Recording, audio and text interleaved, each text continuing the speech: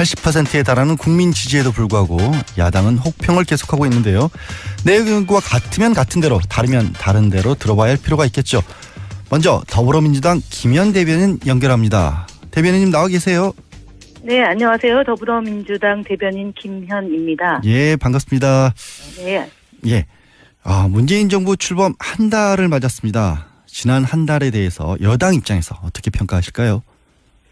네, 인수위 없이 한 달을 맞이한 문재인 대통령, 문재인 정부, 국민의 지지도가 84% 가까이 올라가고 있고요. 역대 최고 수치라는 게 이제 여론조사 기관의 평가입니다. 예. 이렇게 그 국민들의 높은 지지는 결국은 소통하는 문재인 대통령 그리고 소탈한 모습과 함께 공약을 실천하려고 하는 그런 행보에 대해서 국민들이 찬사를 보낸 것이라고 보고요. 함께 저희는 더불어민주당은 대통령의 안정적인 국정 운영을 뒷받침하고 그다음에 당정청 혼연일체가 돼서 대통령 공약사항이 지켜질 수 있도록 노력을 다하겠습니다. 국민 여러분들이 아낌없이 박수를 보내고 지지를 보내주신 점에 대해서도 한편으로 감사드립니다. 예. 그런데 바로 그 소통에 대해서 자유한국당에서는 이게 소통이 아니라 쇼통, 목통, 불통이다. 이른바 삼통 정권이다. 이런 얘기를 해요.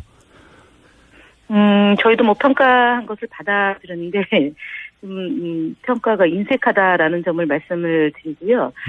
자유한국당이 협력할 것은 협력하고 비판할 것은 비판하겠다라는 애초의 태도에서 조금은 저희들이 볼 때는 좀 난감한 방식으로 지금 인사청문회 결과를 놓고도 좀 저희들에 대해서 부정적인 평가가 있는데요. 어쨌든 그럼에도 불구하고 자유한국당이 저희에게 지적하는 사항에 대해서는 겸허히 받아들이고요. 보다 잘할 수 있도록 노력을 더 하겠습니다. 제가 한 가지 정권 초기에 인상적이었던 거는 항상 이 당선이 되고 나면 좀 이른바 농공행상이라고 해야 할까요? 그래서 이제 인사와 관련된 잡음이 좀 있는데 이번에는 그런 부분이 좀 잘 안 들려서 굉장히 좋게 국민의 한 사람으로서 받아들였는데 당과 청이 그런 부분에서 좀 결속이 잘 돼 있었기 때문일까요? 아시다시피 이번 문재인 정부의 탄생의 배경은 촛불 민심이 반영된 거라고 보고요. 그렇죠. 국민들의 여망이 어쨌든 안전한 대한민국, 살맛 나는 대한민국, 정의로운 대한민국을 건설해 되려는 그런 요구이기 때문에 저희가 당과 청와대가 정말 국민의 여망을 받드는 그런 진실한 마음으로 국정 운영을 하지 않으면 저희들이 촛불 민심을 제대로 수용하지 못하는 결과가 되지 않겠습니까? 그래서 갈등 분열 이런 것은 절대로 저희가 해서는 안 된다는 입장이 강하고요. 그다음에 대통령을 잘 보좌하는 참모 비서진들 역시도 유능하고 또 헌신적이고 봉사하는 자세로 임해야 된다라는 마음과 태도이기 때문에 앞서 얘기하셨던 그런 국민들이 우려하는 일은 만들면 안 된다라는 게 다짐했던 거 아니겠나 싶습니다. 예, 알겠습니다. 근데 그러려면 이제 문 대통령께서 지지율을 바탕으로 해서 일을 진짜 하시려면 인사가 급한데 김상조, 강경화, 김희수 후보자에 대해서 특히 자유한국당은 전부 부적격 판정을 내놨습니다. 이거 어떻게 받아들이세요? 일단은 자유한국당이 지난 총리 내정자 때부터도 부적격이라고 얘기를 하다가 결국은 퇴장하지 않았습니까? 예. 아예 국회에 들어오질 않았죠.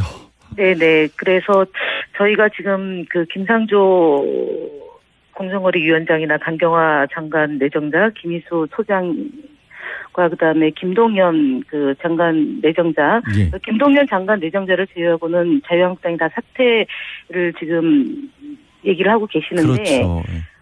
김희수 소장의 경우는 이틀에 걸쳐서 청문회를 했고, 그리고 문제가 됐던 것은 하회와 용서 차원으로도 됐음에도 불구하고 지금 그런 얘기를 하고 있고요. 강경화 장관의 경우는 지금 위안부 피해자 할머니께서 강경화 장관을 지지해달라고 눈물로 호소하고 있는데도 불구하고 지금 반대를 위한 반대를 하고 있는 거다라고 얘기할 수 있고요. 김상조 위원장의 경우도 사실은 부인의 문제를 갖고 고발 조치를 하겠다고 하는데 했더라고요. 고발장을 냈답니다.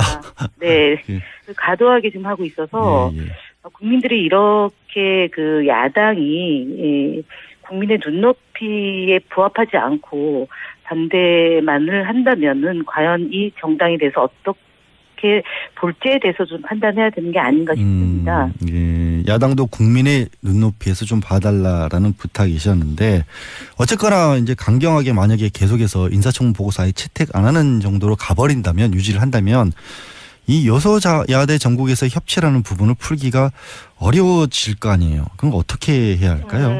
어쨌든 저희가 12일 날 그 추경안을 놓고 대통령께서 직접 국회에 와서 연설을 하시겠다고 하고 있기 때문에 저는 시간이 아직 있다. 그리고 예.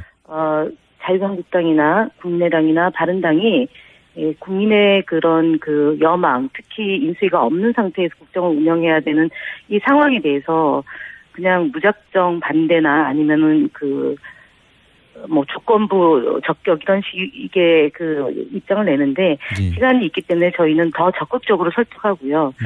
지금 현재 그 한미 정상회담이 눈앞에 있고요. 예. 그리고 경기가 매우 안 좋다라는 그런 현실적 조건과 그다음에 헌법재판소의 오랫동안의 그 공백 상태를 설명하면서 설득을 해 나가겠다라는 게 저희 당의 입장이고 청와대 입장입니다. 예. 지금 청와대 말씀을 하셨지만 또 그리고 중간에 야당 의원들을 설득하는 작업을 하겠다 이런 얘기를 이제 뭐 청와대에서도 설득 작업에 나서고 여당 내에서도 뭐 일종의 개별 격파라고 해야 될까요? 그런 움직임들이 좀 있으신 거예요, 그러면? 적극적으로 만나고 계시고요. 예. 그리고 사실은 지금 이제 김상조 후보에 대해서 고발은 했지만 그러니까 저희가 그 상대 대학에 이제 공문을 보내놨고 예. 결과가 들어오면 국민의당에서는 보고 판단하겠다는 게 조건부이기 때문에 그건 좀 기다려야 될 문제인 것 같고요. 그리고 강경화 장관의 경우는 앞서도 말씀드렸지만 결국은 친일 문제가 계속 남아 있었던 거 아닙니까? 우리 나라 안에서. 근데 어쨌든 위안부 피해자 할머니들께서 그 강경화 장관에 대해서 꼭 지지해달라, 통과시켜달라, 그리고 역사적으로 이런 문제를 바로 세우는데 역할을 해달라는 그런 요청이 있었기 때문에 저는 국민의당에서 이 문제를 그냥 소홀히 다룰 수 없다라고 보여집니다. 저희가 노력하는 것도 노력하는 거겠지만 정말 결정적 하자가 없는 장관 내정자에 대해서 계속 반대만을 한다는 점에 대해서는 좀 부담을 갖지 않을까 싶습니다. 네. 근데 그런 반대의 빌미가 됐던 게 사실은 문재인 대통령이 천명한 이른바 인사 5대 원칙이고 민주당 내에서도 이거를 정말로 적용하기는 어렵다 이런 지적도 좀 있지 않습니까? 추가 인사 계속 하셔야 할 텐데 5대 원칙 고수 유지하는 것이 가능할까요? 원칙은 지켜져야 된다고 보고요. 다만 그 원칙을 지키는 데 있어서 구체적인 기준과 그다음에 적용시키는 시점 이런 부분에 대해서 그 지난번에 문재인 대통령께서 좀 더 구체적인 지침을 갖고 임해달라라고 얘기를 하신 마당이거든요. 그래서 저희 국정기획자문위원회에서도 TF팀을 구성해서 인사청문회의 기준과 원칙에 대해서 논의하고 있고요. 국회 차원에서도 마찬가지로 인사청문회를 어떻게 할 건지에 대해서 논의가 필요하다고 봅니다. 특히 위장 전입에 대해서는 지난번에도 국민들 앞에서 말씀드렸지만 2005년 7월 28일 인사청문회가 도입되기 전에 위장 전입에 대한 그 문제는 그야말로 단순한 그 위장 전입이냐 아니면은 지속성과 반복성을 갖고 고의성을 갖고 임했던 문제이냐라는 것에 대한 기준이 있을 것이고요. 부동산 투기에 대해서도 조금 더 세밀한 지침들이 좀 있어야 될 것 같습니다. 특히 인사청문회가 도입되기 전에 일어났던 이 일에 대해서 어떻게 기준을 잡을 건지에 대한 논의가 좀 활발하게 이루어져서 이후에 그 장관 내정자들에 대한 청문 기준을 좀 삼아야 되지 않을까 싶습니다. 결국 이제 구체적인 기준을 마련을 해야 다음 후속 인사까지도 가능할 것이다라는 말씀이셨고요. 네네. 대통령께서 이제 직접 국회에 오셔서 협치도 뭐 이제 좀 풀어나가실 것이다라는 말씀도 해주셨는데 하지만 일단 그 공식적인 이유는 일자리 추경안과 관련한 시정 연설을 하시겠다는 거 아니겠습니까? 네, 아무래도 일자리 추경 이거 자체도 또 반대하고 있어요, 야당은. 어쨌든 일자리 추경이라는 것은 지금 국민이 낸 세금을 다시 국민에게 환원시키는 추경 아닙니다. 그리고 특히 청년 일자리 문제를 해결하기 위해서 정말 동분서주하고 있는 상황이고요. 예. 그리고 좋은 일자리를 만들어서 그 국민들에게 봉사하는 그런 일을 하겠다는 겁니다. 지금 이번 추경안은 대규모 SOC도 없고요. 선심성 지역 예산도 없습니다. 그리고 적자 국채 발행이 없는 산모 추경안이고요. 그리고 지금 저희가 하겠다는 것은 좋은 일자리를 만들고 내수를 진작시키고 민생을 회복시키자라는 추경입니다. 특히 앞서 말씀드렸던 것처럼 일자리를 만드는 것이 11만 개. 지금 지상 최고의 그런 목표이고요. 그리고 지금 17년 만에 실업률이 최고치를 기록하고 있고 청년들의 체감 실업률이 24% 3개월 동안 24% 내외의 높은 수준입니다. 거의 재난 수준에 이르고 있기 때문에 지금 11조 원으로 해서 청년 일자리를 만들고 좋은 일자리를 만들겠다고 하는 부분에 대해서 야당이 무작정 반대할 것이 아니고요. 동조를 해주시고 공감을 해주시길 바랍니다. 예. 일단 말씀하신 것처럼 추가 경정 예산 편성 요건이라고 할 수 있는 재난 상황이냐 이런 부분에 대한 야당에 대한 강조 내지는 설득 같은 것들을 이제 대통령과 별도로 여당에서도 쭉 이어주셔야 할 것으로 보이는 상황이고요. 마지막으로 북한이 계속 미사일을 발사하고 있습니다. 이게 또 그런 반면에 환경 영향 평가를 해서 사드 배치를 좀 늦추겠다. 늦추겠다는 게 아니라 늦어질 수밖에 없지 않습니까?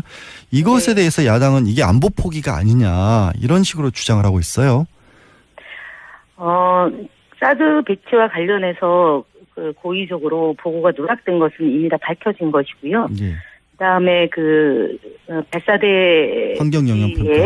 환경 영향 평가는 기본적으로 해야 될 책무입니다. 이것을 야당에서 안보를 포기하느니라고 얘기하는 것은 정략적 발언이고요. 여전히 대선이 끝난 지 한 달이 돼가는데 아직도 대선을 하고 있다라는 그 느낌을 지울 수 없다라는 점을 말씀드리고 북한의 그런 미사일 실험하는 것은 아무 도움이 안 되는 겁니다. 그래서 남북 관계의 긴장을 고조시키고 특히 유엔의 그런 기준에 부합하지 않는 것은 도움이 안 된다라고 보고요. 결국은 남북이 대화로서 풀어야 될 것이고 특히 지금 사드 배치와 관련해서 긴장도가 높아지고 있는데요. 이런 것들은 외교 안보 통일 분야에 해당하는 사안이고 특히 국민들이 요청하는 그런 한반도 평화에 부합할 수 있도록 외교적인 노력을 기울이고 안보와 관련해서는 저희가 더불어민주당 정부가 그 이전에 이명박근혜 정부보다 훨씬 더 유능하다는 점은 보여주고 있기 때문에. 알겠습니다. 네. 오늘 말씀 김현 대변인님 말씀은 여기까지 듣겠습니다. 고맙습니다. 네, 감사합니다. 더불어민주당 김현 대변인이셨습니다. 이어서 야당의 목소리도 들어보겠습니다. 자유한국당 정준길 대변인 나오 계신가요? 네, 안녕하세요. 안녕하세요. 반갑습니다. 네. 같은 질문 드리겠습니다. 문재인 정부 출범 한 달을 맞았습니다. 문재인 정부의 지난 한 달 어떻게 평가하세요? 헌정사 초유의 대통령 탄핵으로 인한 보궐선거로 문재인 정부가 출범했습니다. 40% 초반의 지지로 당선이 됐죠. 하지만 국민들은 문재인 정부가 통합과 화합의 정치를 해줄 것을 기대하고 지금 상당한 지지를 보내고 있습니다. 특히 문 대통령께서 스스로의 말에 강박관념이 있다라고 약속을 지킨다고 강조했기 때문에 더더욱 약속을 지키는 대통령에 대한 기대감이 컸는데요. 문재인 정부가 대선 당시의 지지도와 현재의 국정 지지도의 갭의 의미, 그 차이의 의미를 제대로 이해하지 못하고 쇼통, 먹통, 불통의 이미지를 보이고 있습니다. 특히 공약사항 가운데에서 본인들이 원하는 것은 공약이라는 이유로 밀어붙이고 원하지 않는 것은 빌공자의 공약으로 만들고 있습니다. 사드 배치 지원 문제나 국정교과서 백지화 문제, 임을 위한 행진곡, 5.18 재창 등은 바로 전자의 대표적인 예고 고위직 임명 시 5대 비리 원천 배제 원칙이나 추천자 실명제 등은 빌공자의 공약을 만든 대표적인 예죠. 그러니까 약속을 이제 문 대통령이 본인이 원하는 쪽만 약속만 지키고 있다라고 말씀을 주신 것 같고요. 네네, 그렇습니다. 문재인 정부에 대해서 이제 쇼통이나 먹통이나 이렇게 말씀을 하셨는데 그런데도 불구하고 지금 어쨌든 아직까지 문 대통령의 지지율은 상당히 높고 반대로 이제 제1야당인 자유한국당의 지지율은 그럼 굉장히 낮아요. 그러면 이거는 지금 국민들이 아직까지도 잘못 보고 있다고 그렇게 평가하시는 겁니까? 아까도 말씀드렸지만은 사법시험 보셨죠? 예. 커트라인이 40점 아닙니까? 40점 조금 넘는 한 41% 정도의 지지를 받아갖고 어렵게 대통령이 됐는데 지금 보내는 80%, 84%까지 지금만 77, 8%로 떨어졌다고 하고 이번 주도 결과 나오겠지만 그 의미가 뭔지를 잘 봐야 된다고 봐요. 예. 아까도 말씀드렸지만 탄핵으로 인해서 보궐선거가 생겼고 대한민국이 되게 복잡하고 되게 위기 상황 아니었습니까? 이제 새롭게 시작한 정부니까 기대감을 가지고 통합을 하고 화합을 하고 협치를 해달라라는 그런 기대를 담은 어떤 지지도라는 거죠. 그러면 본인들이 실제로 받은 지지도와 현재 나타나는 국정 지지도가 한 2배 가까이 되는데 그 나머지 한 40%에 가까운 분들이 왜 현재 국정을 지지하는지를 정확히 잘 이해를 해야 되는데 그것을 자신들에 대한 일방적인 지지로 잘못 오해하는 거죠. 그러니까는 국민들이 지지하니까 우리가 뭐든지 해도 된다라는 오히려 오만에 지금 자만에 빠지고 있는 그런 상황인 거죠. 그럼 지금 대변인님 말씀에 따르면 이제 국민들이 지금 말씀하신 그런 어떤 약속, 그다음에 통합이나 화합의 모습을 계속해서 안 보여준다면 이것도 금방 떨어질 거라고 보시겠네요.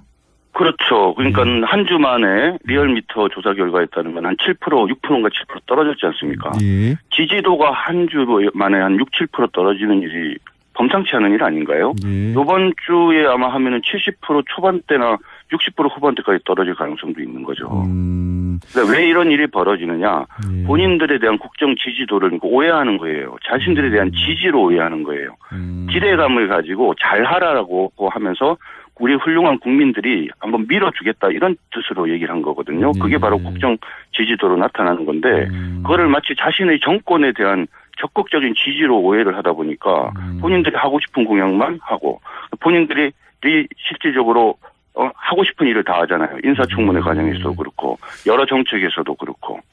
바로 이제 그 부분 시간이 곧 국민들한테 예. 곧 국민들이 엄중하게 예. 지지를 철회하는 일들이 이제 시작됐다고 생각합니다. 한번 그거는 길게 걸리지 않을 것 같으니까 한번 지켜봐야 될 것 같고 지금 네, 한번 지켜보시죠. 인사청문회 얘기를 하셨는데 김상조, 강경화, 김희수 후보자에 대해서도 부적격 의견을 지금 내고 계시잖아요. 네, 그렇죠. 예, 그렇게 다 부적격이라고 하신 그런 어떤 이유라고 해야 될까요? 그걸 정리하실 수 있을까요? 근데 지금 우리 사회자 말씀에 저는 좀 어폐가 있는데 우리 자유한국당에서 문재인 정부에서 임명한 모든 사람을 다 부적격이라고 얘기한 게 아니니까. 아니요. 제가 말씀드린 게 수많은 사람들 중에 예. 지금 특히 세 사람, 예. 세 사람을 지금 문제를 삼고 있는 거고 예, 그 중에서 특히 김상조, 강경화 두 사람을 문제를 삼고 있는 거죠. 예. 그러니까 그 세 분을 다라고 제가 표현한 겁니다. 예. 네네. 가장 큰 어떤 대표적인 이유라고 해야 될까요? 좀 공통적으로 문제다. 이것은 도저히 자유한국당 입장에서는 이제 적격으로 인정해줄 수가 없다라는 게 있다라면. 김희수 후보자의 경우에는 저는 문재인 대통령이 논란을 자초했다고 봐요. 왜냐하면은 그 추천한 이유가 통합진보당이나 정규조 결정에서 소수 의견을 냈다는 점을 높이 평가한다 이렇게 얘기하지 않습니까? 예. 소수 의견 물론 중요합니다. 하지만 다수의 의견은 더 중요할 수가 있어요. 예. 그렇죠? 그런데 이런 소수 의견을 냈다는 이유로 이분을 추천했다라고 하니까 결국은 세상을 바라보는데 다수의 사람들이 동의라고 생각하는데 유일하게 어떻게 보면 서로 생각하는 사람이 헌법재판소장이 되면 과연 균형감 있게 헌법재판소를 이끌어 나갈 수 있을 건가라는 고민을 그래서 걱정을 사람들이 하게 되는 거죠. 이런 걱정을 하게 된 거는 문 대통령이 추천 이유를 잘못 말했다고 봅니다. 그건 근데 문 대통령의 말씀이잖아요. 그러니까 그거는 후보자 본인의 어떤 능력 평가나 그 자질 평가가 아니고. 그러니까 문 대통령이 그런 이유로 추천을 했기 때문에 논란을 자초했다는 점을 지적하는 거고요. 예. 김상조 후보자의 경우에는 이루 말할 것이 없습니다. 지금 문 대통령께서 5가지 절대 고위공직자가 될 수 없는 사유를 얘기했는데 그중에 한 서너 가지가 해당하는 게 지금 명확하지 않습니까? 그런 글쎄, 어떤 명확하다는 것은 좀 하여튼 그렇게 사실관계로 확인됐어요. 그거는 지금 계속 민주당에서 더불어민주당에서 마치 충분히 설명됐고 해명됐다라고 얘기하는데 국회 청문회 내용이나 여러 가지 사실관계 확인된 걸 보면 의혹들이 정확하게 확인된 게 맞아요. 예. 논문 표절 문제 확인됐죠. 예. 다운계약서 문제 확인됐죠. 부인의 특혜 채용 내지는 소득세 탈루 문제도 사실상 확인된 거고 위장전입도 2차례 확인됐지 않습니까? 그런데 이것이 뭐가 확인이 안 됐냐고 얘기를 하면은 그거는 인사청문회 자체를 무력화시키는 얘기고요. 강경화 후보자의 경우에도 국민 여러분들께서 잘 아시겠지만 딸내미 이화여고 입학과 관련된 위장전입 문제 너무나도 의문점이 많고 잘못된 처신 아닙니까?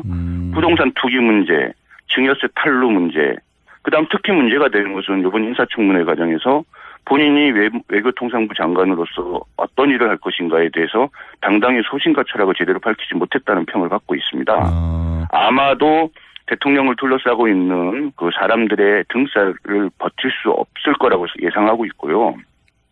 아마도 외교부 장관이 돼도 얼굴 마담밖에 못한다. 라고 판단을 하고 있습니다. 지금 정반대의 시각을 가지고 계신 거네요. 그러니까 비외무고시 출신이고 여성이기 때문에 그동안의 외교부가 가졌던 문제점들을 좀 없애고 개혁하는 데 이익을 주지 않을까라는 기대를 하고 있는 분들도 있는데 이제 그것이 오히려 반대로 그냥 얼굴 마담에 개혁은요. 아무나 하는 게 아니라 개혁은 높은 자신의 철학과 가치 그다음 목적의식 거기에다 플러스 능력이 있어야 됩니다. 그런 것들이 없다라고 보신 거죠? 그렇죠. 아무리 선의를 가지고 어떤 좋은 일을 하려고 해도 능력이 없고 판단력이 부족하면요. 오히려 선함으로 시작한 일이 오히려 더 악한 결과를 초래하는 경우들을 비일비재하지 않습니까? 세상에. 그러니까 이런 무능한 사람이 개혁이라는 그러니까 아까 세 가지 말씀하셨지 않습니까? 한마디로 말하면 쇼통이죠. 쇼통. 정준길 대변인 목소리 들어보고 있었는데요. 전화가 끊겼습니다. 다시 연결해 보도록 하겠습니다. 잠시만 기다려 주시면 좋겠고요. 그동안에 제가 이제 문자와 카톡 이런 것들을 계속해서 소개를 해드리고 있었는데 몇 가지 보이는 걸로만 말씀 좀 드릴까요? 연결이 됐다고 죄송합니다. 예. 방금도 말씀드렸지만 쇼통의 아주 대표적인 경우라고 봐요. 네, 강병화 후보자가. 근데 지금 다른 분들 얘기도 좀 안 할 수가 없으니까요. 국민의당 바른정당 같은 경우에는 김상조 후보자 청문 보고서 채택에는 일단 참여할 것으로 그렇게 알려지고 있는데 그래서일까요? 국민의당을 두고 또 자유한국당에서 조금 그런 말씀이 나오셨죠. 사쿠라 정당이다. 이게 속내와 다르다. 이런 뜻으로 그렇게 받아들여야 될까요? 저는 청취자 여러분들께서 국민의당이 낸 김상조 그 후보자에 대한 논평을 좀 먼저 읽어보셨으면 좋겠어요. 국민의당에서 대변인 논평에서는 부적격자다 절대 안 된다 이렇게 얘기해놓고 나중에 뒤로 돌아서 가지고는 무슨 조건부로 찬성을 하겠다 이런 식으로 돌아서 버리지 않습니까? 차라리 그럼 처음부터 논평을 낼 때 긍정적인 평가를 내든지 조건부 얘기를 하든지 그렇게 해야 되는 거 아니에요. 논평으로는 실컷 비판해놓고 그래서 점수 따놓고 뒤로 돌아서 가지고는 실리 챙기고 그건 말 그대로 사쿠라 정당이라는 얘기를 들을만 하고 누가 보더라도 민주당 이중대다 라는 그 비판으로부터 자유로울 수 없는 거라고 생각합니다. 그러니까 지금 국민의당이 어떻게 보면은 당론조차 정하지 못하고 있는 상황에서 내지는 당론을 정했는데도 불구하고 오히려 실익을 챙기기 위해서 양쪽에 다른 목소리를 낸다. 이런 그런 당론이라는 표현이 적절한지 모르겠습니다만은 방금도 말씀드렸지만 대변인 논평이라는 것은 대변인이 개인 의견을 내는 게 아니지 않습니까? 당의 입장을 얘기하니까 그걸 당론이라고까지 얘기하기는 어려울지 모르겠지만 분명히 당의 입장이에요. 공식적인 입장. 그런데 논평으로는 분명히 문제 있고 부적격이라고 얘기를 해놓고 실질적으로 인사청문회를 끝내고 나서 보고서 채택 문제를 논할 때는 결과적으로 그걸 수긍하고 그러니까는 이게 도대체 뭐 하는 거냐는 거죠. 알겠습니다. 만약에 지금 자유한국당에서 이렇게까지 강하게 보고 계신데 반박을 하고 계신데 문재인 대통령이 인사청문 보고서가 채택되지 않은 후보자에 대한 임명도 강행을 하실 경우 어떻게 지금 대응하실 계획입니까? 법적으로는 문재인 대통령께서 임명을 하면 거기에 대해서 아무런 형식적 하자는 없는 거죠. 하지만 자유한국당 입장에서 볼 때 특히 김상조 후보 같은 경우에 이런 부적격자를 불공정거래위원장이 될지도 모르는 이런 사람을 바로 위원장으로 임명을 하게 된다라고 하면 이거는 협치를 더 이상 하지 않겠다. 그런 선언으로 받아들일 수밖에 없는 거고 이후에 문재인 정부가 추진하는 여러 정책들에 대해서 협조해 줄 수 없는 거죠. 알겠습니다. 추경이나 정부조직법 개정안 등 이런 문제에 대해서 협조가 불가능할 걸로 예상합니다. 그게 아니라면 만약에 그게 아니라면 짧게 한번 여쭤보겠습니다. 지금 추경 예산 일자리 추경 예산에 대해서 원칙적으로 반대하고 계신 거죠? 그렇죠. 어떤 이유 때문에 그러신 거죠? 두 가지 이유인데 첫 번째는 그 81만 개 일자리 만들겠다는 공약은 국민 세금으로 공공일자리 만들겠다는 것이기 때문에 잘못된 정책입니다. 소득 주도 성장론을 얘기를 하는데 간단히 말씀드리면 소득이 증가를 하게 되면 소비도 자연스럽게 증가한다는 전제입니다. 그런데 소득은 증가했는데 국민들이 불안한 미래를 위해서 소비하지 않는 경우에는 소득 증가가 절대 성장으로 이어질 수가 없어요. 일본이 그 대표적인 예인 거죠. 과거에 잃어버린 20년에 이런 어떤 상황이기 때문에 소득주도 성장론이라는 것이 말은 그럴듯하지만 현실적으로는 실질적으로는 불가능한 일인 거죠. 예. 그 두 가지였는데 하나는 그 하나만 나머지 하나는 방금 말씀드린 그 자격 없는 후보자에 대한 임명을 강행한다. 이것은 협치할 의사가 없는 것이기 때문에 당연히 추경 협조하기 어렵죠. 네, 알겠습니다. 예, 고맙습니다. 오늘 말씀 감사드립니다. 예, 수고 많으십니다. 네, 고맙습니다. 지금까지 자유한국당의 정준길 대변인이었습니다.